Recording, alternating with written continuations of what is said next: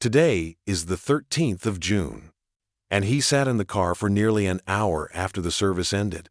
Not because he had somewhere to be, but because he didn't know where else to go. The rain painted streaks across the windshield. His Bible sat unopened on the passenger seat. And in the space where hope once lived, a question echoed louder than any sermon he'd heard that morning. Would anyone care if I died? Not in a dramatic way. Not in a cry for attention. Just a quiet, aching thought whispered into the silence. He wasn't planning to do anything. He just felt erased. And yet, in that moment, as his fingers trembled and his breath grew shallow, heaven was watching. Archangel Michael, protector of the weary, leaned near with a truth.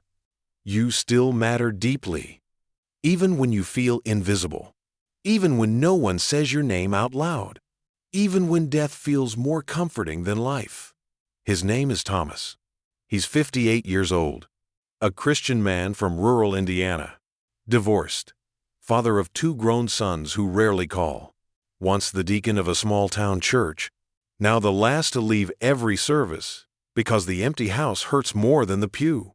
He used to be someone people look to. Now he wonders if anyone even notices when he's not there. At work, he blends in. At the grocery store, no one makes eye contact. He texts, "Hope you're doing okay" to friends and gets no reply. He scrolls through social media and sees smiles that feel like foreign countries. He smiles in return, but it's hollow. And inside, he keeps asking the question no one wants to admit they've asked too. What if I just stopped showing up? Would it matter? Maybe you're Thomas today. Maybe you've been carrying this ache, not because you want life to end, but because it already feels like it has. No celebrations. No affirmations. No invitations. You feel more like an obligation than a blessing. And even your prayers feel like voicemails left on a disconnected line. But hear this, as if heaven is speaking directly to your soul. You still matter. Deeply, eternally, immeasurably. And the fact that you are still breathing, it means your story is still holy. That evening, Thomas went home. He didn't turn on the lights. He sat in the dark, clutching the corner of a worn blanket his late mother once made. He didn't speak, but heaven did, in a flash of warmth that filled the air without reason.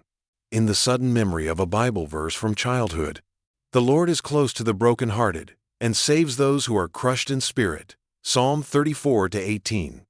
Then the room changed.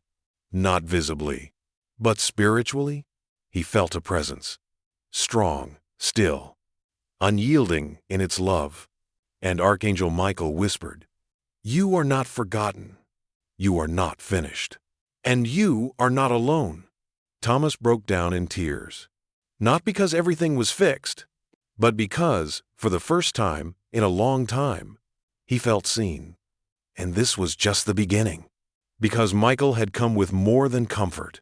He brought a map, a sacred system for men like Thomas, and maybe for you too. A path called the Anchor of Worth. And the first truth in that anchor would challenge everything Thomas thought about being lovable. Thomas didn't sleep much that night. Not because he was afraid, but because something sacred had been stirred. He had felt Michael's voisinade, just heard it. And though the room remained silent, the ache in his chest had softened for the first time in months. That whisper, "You still matter deeply," echoed louder than loneliness. And then came the second message. Not from the world, not from family, not from friends, but from heaven.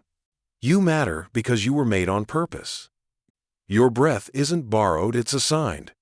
The anchor of worth, that's what Michael called it. A spiritual framework designed not for the popular, the praised, or the platformed, but for the forgotten, for the men who go unnoticed, for the women who fade into the background, for the ones who still serve, still give, still stay even when no one says thank you. And the first link in that anchor is this: worth does not begin with who sees you. It begins with who formed you. Thomas opened his Bible the next morning to Psalm 139. He hadn't touched it in weeks. but the verses landed like thunder inside him.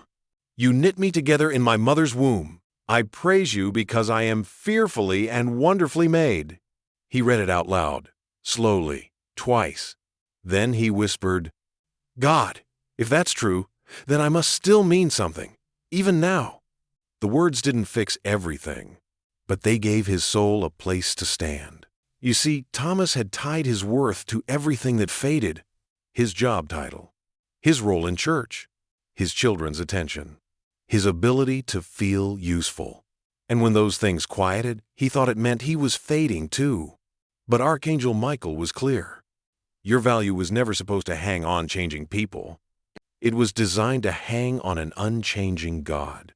This was the second principle of the anchor. Your worth is not a performance. It is a placement. You are placed here by divine design, on this exact day, in this exact year, in this exact body, not as an afterthought, but as a light hidden for a time such as this. That Sunday, Thomas did something small. He arrived early to church, swept the entryway, filled the communion trays, held the door for a tired young mother who barely looked up. And for the first time, he didn't feel invisible. He felt anchored, not by applause, but by alignment. He was doing what God made him to do, to show up, to serve, to carry grace quietly. Michael calls this the silent glory. It's the part of heaven that moves in hidden places, the unnoticed kindness, the whispered prayer, the shoulder offered without needing credit. Thomas was a vessel of silent glory. And so are you. If you're listening now, wondering if you're too far gone, if your absence would echo louder than your presence, let me say this clearly, directly, without hesitation. The world may not always see you, but God has never looked away. Your name is still written in the book of life. Your presence still shifts atmospheres. Your heart still makes heaven lean closer. You are still part of God's unfolding plan. And the third link in your anchor of worth? It will show you how to feel it again, not just spiritually, but viscerally. Because the body remembers pain, but it can also remember purpose. And that's what's coming next. Thomas woke before the alarm. He sat on the edge of his bed, not rushed, not anxious, just still. Something inside him was shifting. The grief was still there, yes. The questions hadn't all been answered. But for the first time in a long time, he didn't dread the day. He opened his window and breathed in the early morning air. It smelled like dirt, dew, and something else possibility. That morning, he did something unexpected. He put on his old running shoes and stepped outside. Not to run, not to get in shape, just to move forward. With every step, Archangel Michael's third truth pulsed inside him. The body remembers pain, but it can also remember purpose. This was the third link in the anchor of worth. Embodied existence. See, Thomas had spent years living like a shadow of himself. His shoulders slouched, his voice low, his eyes on the ground. Not because he was weak, but because he had learned to shrink around people who forgot how powerful he truly was. He moved like someone who believed his time had passed. But Michael revealed a deeper truth. Your body was designed to carry glory, not just burdens. As Thomas walked, his mind replayed every word he had swallowed, every apology he had never received, every moment he had poured himself out and gotten nothing in return. And something inside him snapped, not in anger, in authority. He stopped walking, looked up at the sky, and said out loud, I still matter. God, I still matter. The trees didn't clap. No angels appeared. But something sacred shifted in his spine. He stood taller. Because when you speak life into your own soul, heaven stands at attention. That afternoon, he stopped by a local diner, ordered coffee and a slice of pie. And for once, he didn't take it to go. He sat at the counter. And when the waitress smiled and said, Rough day? He smiled back and said, Getting better. That's it. But that one sentence spoken from the mouth of a man who almost gave up was enough to signal he was coming back. Here's what Michael wants you to understand. When you move with intention even in small ways, you reawaken the divine identity buried beneath pain. A walk in the morning becomes warfare against despair. A meal enjoyed slowly becomes communion with God's goodness. A smile shared with a stranger becomes ministry. A long look in the mirror becomes restoration. This isn't about pretending you're okay.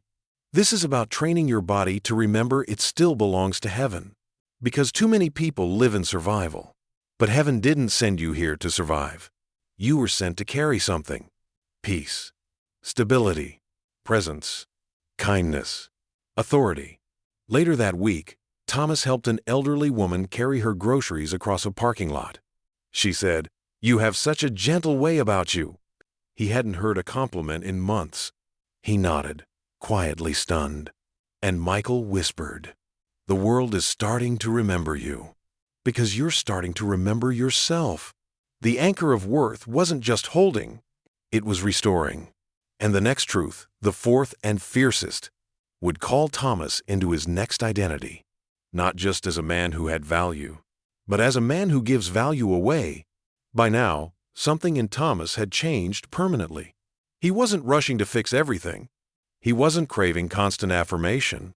But the ache that once felt like a canyon had begun to close. Not because others had finally noticed him, but because he no longer needed them to in order to believe he belonged.